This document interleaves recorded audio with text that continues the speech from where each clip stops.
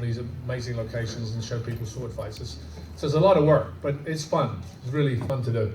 And then there's my charity, which is the Peace Fund that some of you may know about. Protect, educate, aid children every day. The radio show every week, 2-hour radio show that I do.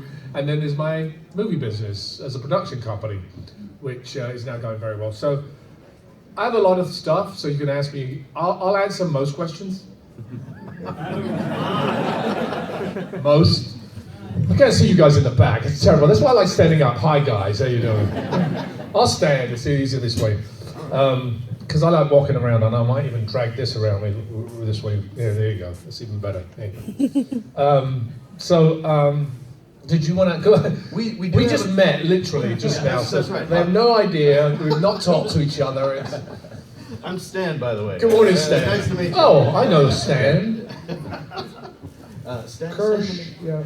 Oh, yeah. So we do have some questions prepared for you. So if you don't mind, we'll just start with Go ahead. Highlander, because that's where a lot of people know you from. Now that came out, the series came out just after Highlander 2. And so I guess the first question that we had is, did your enjoyment of that movie have any influence on whether or not you wanted to audition for the pilot, for the series? How did that all work out in terms of... Let me tell you something about Highlander 2. The producers don't admit it actually happened. No, it never happened. It didn't happen. Space and Highlander, the two just didn't go together. In actual fact, the series came out just when the Highlander 3 was coming out. Because I remember I was sitting in the movie theater in Paris when we were shooting. We were just, I think, at the end of the first or beginning of the second season. And we went to see the movie because I was like, oh, I want to see the third movie. And my producer sat next to me and went, we do better stuff than that.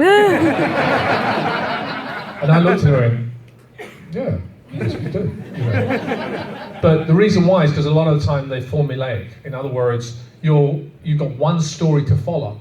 With Highlander, every week you had different stories every week, and you're developing what the idea of immortality and what that whole world was like. Right? It wasn't just one story. Let's catch the bad guy. This guy's doing bad things. Let's chop his head off. You know, there can be only one. There's not true, really, is it? Somebody said to me, what happens at the end? I said, well, you go ask the producers there, because I have a better idea.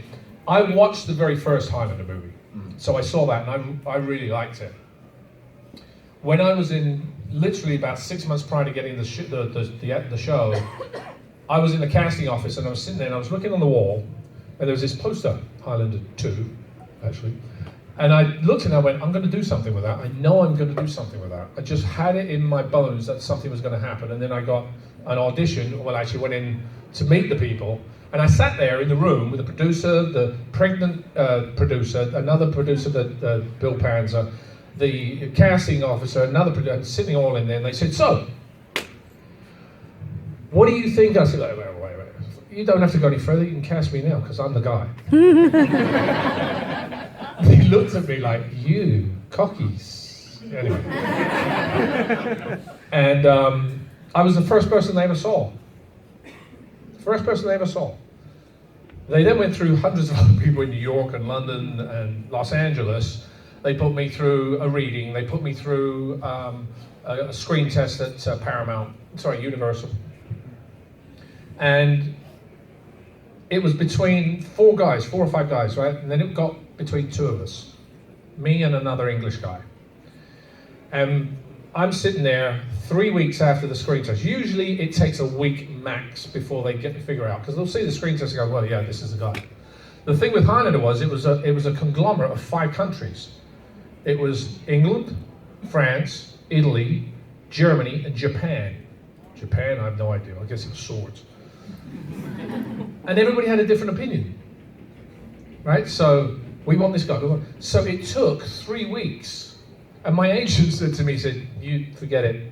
By this point, I'm going on vacation." And he did. He left. He went on vacation. And I'm sitting, and I came home from the gym, And long story short, my wife goes, "You got it!" I go, "Got what?" Because like at this point it was already out of my mind. She said, "The Highlander, you're leaving Monday. Start shooting Monday." This was on Thursday, the night before. "You start shooting Monday." I'm like, could you not have given me a little bit more time? Just like 3 days to get there, to do training with swords and extra. Luckily, Christophe Lambert didn't come in until he did the first episode with me. So we had a week to really, work things in and figure out, because I was going to be Connor McLeod.